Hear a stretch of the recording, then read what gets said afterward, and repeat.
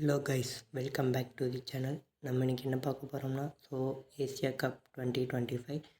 வீடியோக்கு போகிறதுக்கு முன்னாடி நம்ம வீடியோவோட ஸ்பான்சர் கண்டென்ட்டான எஸ்பிஓ பற்றி பார்த்துடலாம். எஸ்பிஓ பார்த்திங்கன்னா ஸ்கூல் ஆஃப் பிஸ்னஸ் ஆர்கனைசேஷன். இவங்க பார்ட் டைம் ஜாப் ப்ரொவைட் பண்ணுறாங்க.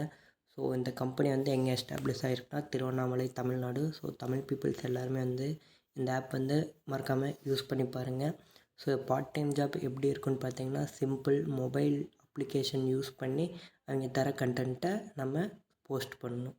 ஸ்கிப் பண்ணாதீங்க, பெரிய தப்பு. தினம் 300 ரூபாய் சம்பாதிக்க அரிய வாய்ப்பு. இன்ஸ்டாகிராம், ஃபேஸ்புக் பயன்படுத்த தெரிந்தால் போதும். Content post and content publishing மூலமா தினம் 300 ரூபாய் சம்பாதிக்கலாம். இந்த வேலை செய்ய 5 நிமிடம் போதும். Work training support, group communication support, all language customer live chat support, முக்கியமா சொந்தமா ஒரு பிசினஸ் ஸ்டார்ட் பண்ற அளவுக்கு உங்களால கற்றுக்கொள்ளவும் முடியும், சம்பாதிக்கவும் முடியும். இந்த வேலை வாய்ப்பு வழங்குவது 5 வருடத்திற்கு மேல ரன் ஆகிட்டு இருக்க நம்ம தமிழ்நாட்டு company school of business organisation private limited. மேலும் விவரங்களுக்கு டிஸ்கிரிப்ஷன்ல கொடுத்திருக்க நம்பருக்கு வாட்ஸ்அப் பண்ணுங்க.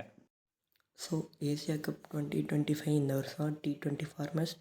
பிகாஸ் நெக்ஸ்ட் இயர் வரப்போகிற T20 வேர்ல்டு கப்புக்காக ஒரு ப்ரிப்பரேஷன் மாதிரி இருக்குன்னு சொல்லிட்டு, அதாவது லாஸ்ட் டைம் பார்த்திங்கன்னா 2023 ஏசியா கப் பார்த்திங்கன்னா ஓடிஐ ஃபார்மேட் வச்சாங்க. பிகாஸ் அந்த இயர் ஓடிஐ வேர்ல்டு கப் வந்தது.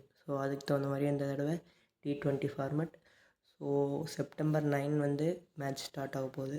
மெயினாக பார்த்திங்கன்னா இந்தியன் டீமில் பார்த்திங்கன்னா நிறைய கான்ட்ரவர்சியான பிக்ஸ் எல்லாம் இருந்துச்சு. ஜெய்ஸ்வால் மிஸ் அவுட் பண்ணார், ஸ்ரேயஸ் ஐயர். இந்த டாக்ஸ் எல்லாம் போயிட்டு இருந்தது.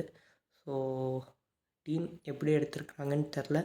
பட் என்னதான் சொல்ல போனாலும் இந்தியா என்னதான் இந்த அதாவது ஏசியா கப் ஜெயித்தாலும் இது நான் ஒரு T20 வேர்ல்டு கப் ஜெயிக்கிற டீம் இல்லைன்னு சொல்லியெல்லாம் மென்ஷன் பண்ணியிருந்தாங்க.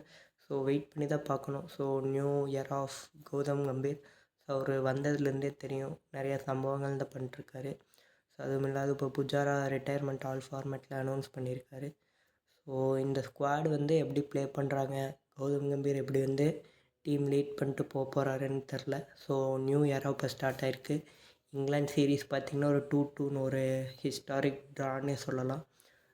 ஃபஸ்ட்டு சீரீஸ்லேயே இந்தியாவோட நியூ கேப்டன் கில் நல்லா பண்ணியிருந்தார். இங்கே ஹர்திக் பாண்டியாவையும் பார்த்திங்கன்னா வைஸ் கேப்டன் போஸ்ட்லேருந்து இப்போ ரீப்ளேஸ் பண்ணியிருக்காரு. Surya captain and Shubman Gill vice captain. அப்புறம் பார்த்திங்கன்னா ஸ்ரேயஸ் ஐயருக்கு ஓடிஐ கேப்டன்சி தர மாதிரி பேச்சு அடிப்படுது. இதெல்லாம் எந்த அளவுக்குன்னு தெரியல. பிகாஸ் எல்லாருமே நல்ல பொட்டென்ஷியல் பிளேயர்ஸ் தான். பட் இந்தியா மாதிரி ஒரு பிக் கண்ட்ரிலேருந்து அவ்வளோ டென்ஸ் பாப்புலேஷன்லேருந்து அந்த 11க்குள்ளே ஆடணுங்கிறது ஒரு கஷ்டமான விஷயந்தான். But each player are capable. Shreyas Iyer எல்லாத்துக்குமே ஒரு சான்ஸ் ப்ரொவைட் பண்ணணும். அதான் பாயிண்ட். இதெல்லாம் தான் குரூப் ஸ்டேஜ் மேட்சஸ். நம்ம ரிசல்ட் பார்த்திங்கன்னா ஆப்வியஸாக இந்தியா ஜெயிக்குன்னு பார்க்கலாம். But how they are playing with Pakistan. நம்ம பாகிஸ்தானோட விளையாண்டோம்னா தான் நமக்கு ரிசல்ட் பாசிபிளாக இருக்கும். இல்லாட்டி சீரீஸ் அவங்க சைடு தான் போகும். தேங்க்யூ. அடுத்த வீடியோவில் பார்க்கலாம்.